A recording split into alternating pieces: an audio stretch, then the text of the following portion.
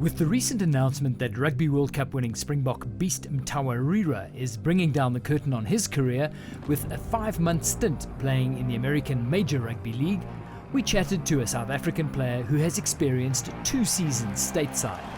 Former Stomers and Sharks flyhallf Joe Pietersen will return for another season with the San Diego Legion and talks to us about the growth of the game in the US, as well as the attraction for international players to ply their trade there.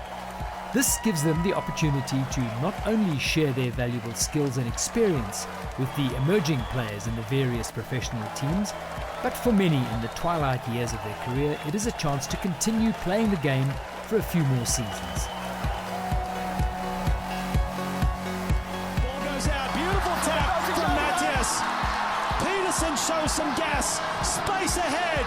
Peterson, will he win the race? No, Foden will. Here's Joe Pietersen.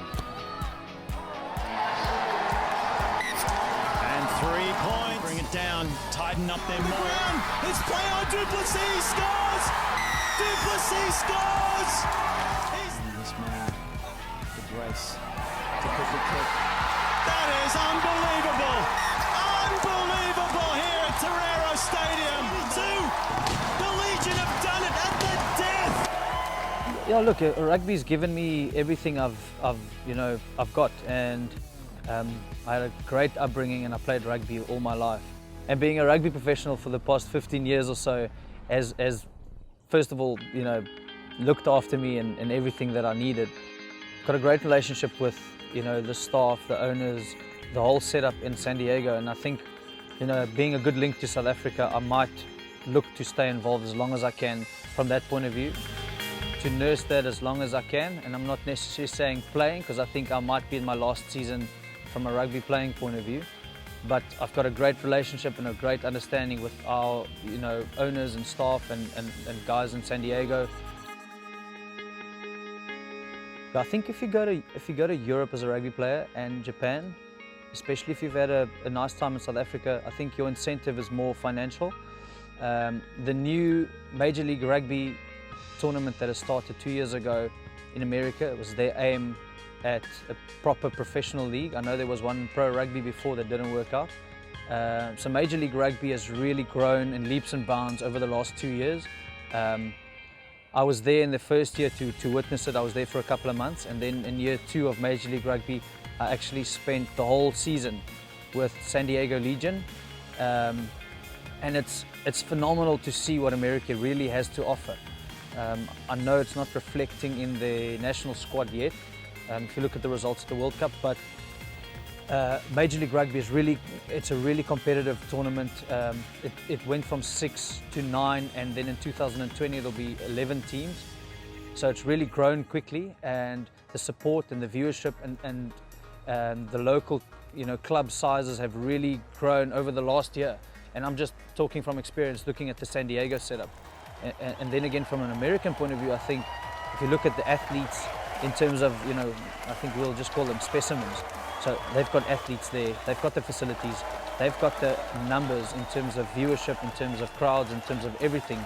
If you start something new and it really takes off, I think it can go really far.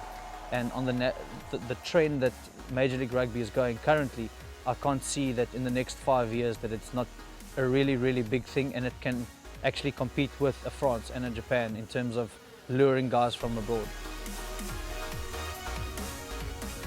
When he's not playing, Joe spends his time back in South Africa working on his passion project, rhino conservation and eco-tourism to the country.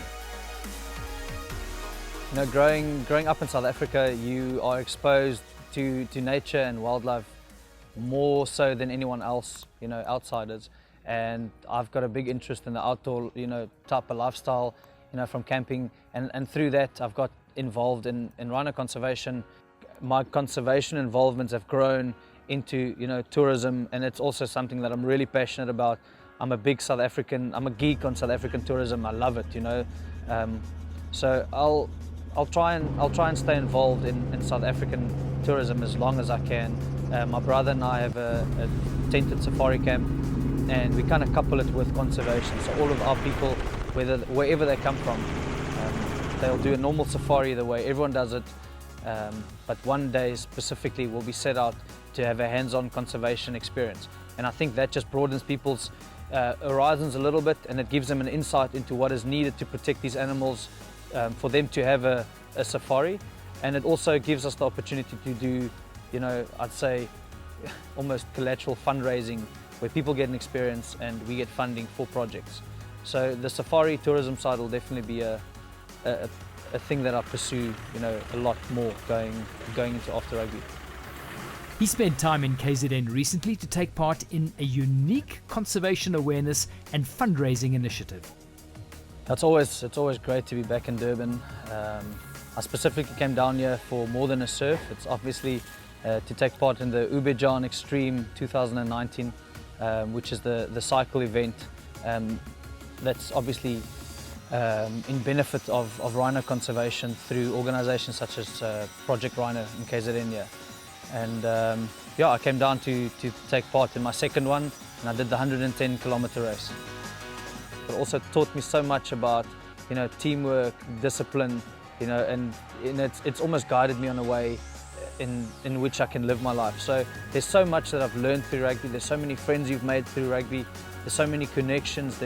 I mean, the positives outside off the field are endless, but then on the field, you know, you learn to depend on someone else and be dependable. So it's a really, you know, it's definitely the people's game. It's definitely something that brings people together, and it's no different for me. And I'll be grateful for rugby for the rest of my life. Here's wishing Joe all the best with his final playing season and the next part of his journey as he continues to create awareness of key conservation issues and promoting tourism to his beloved South Africa.